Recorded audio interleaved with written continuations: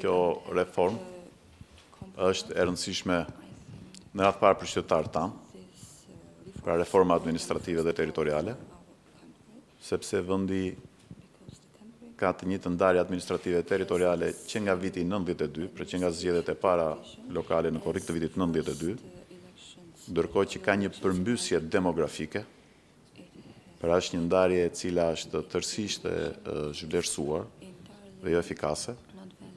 Kemi 385 bashki dhe komuna në Shqipëri, ndërkohë që kemi 80 në Maqedoni, 37 në Kosovë, 21 në Malnezi dhe 150 njësi vendore në vendin tonë, krijojnë vetëm 1 deri në 2% të ardhurave që u duhen atyre për të përballuar shpenzimet.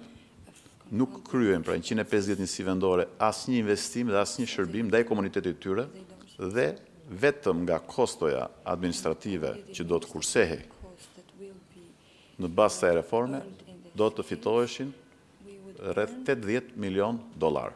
Për këtë është shumë e rëndësishme dhe domosdoshme realizimi i reformës administrative territoriale. Asnjëherë më parë nuk ka patur një ofertë të tillë për opozitën.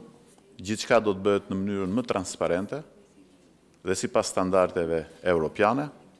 Nuk ekziston asnjë parapavi për qëllime elektorale nga ana e mazhorancës, kjo është e qartë. Asnjë ide mbi të ashtu quajtur salamandra, të cilat mund të jenë tentuar në të kaluarën, përkundërzi, është vetëm në interes e qytetarëve shqiptar dhe unë shpresoj që opozita të kontribuojë me idetë e saj, me eksperiencën e saj në përmbushjen e kësaj reforme. I come from Austria where we did the reform, I don't know, 40-50 years ago. Unë jam nga Austria dhe atje kemi bërë këtë reformë diku 40-50 vite përpara.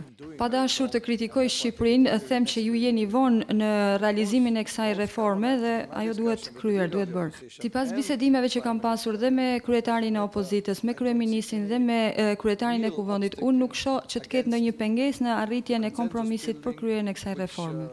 Çështjet kryesore në shërbim të publikut, menaxhimi i mbetjeve, transporti urban dhe gjërat e tjera nuk mund të arrihen ashtu siç duhet nëse kemi këto mini bashki, këto mini autoritete lokale. Eksperienca evropiane tregon që kjo është e nevojshme dhe funksionon dhe ndihmon në demokratizimin e vendit. Mesazhi kryesor është që duhen bërë reformat për vendin dhe nuk duhet i mbajmë sy të ngulur në qeshor dhe posthumor statusi është një fatkeqësi e madhe. Duhet punohet për reformat. Dhe mesazhi më i mirë që duhet jepet për promovimin e Shqipërisë është bashkëpunimi që duhet ketë mes opozitës dhe mazhorancës për çështjet kryesore në vend. We should do the reforms necessary in the country. That, I think, is the main message.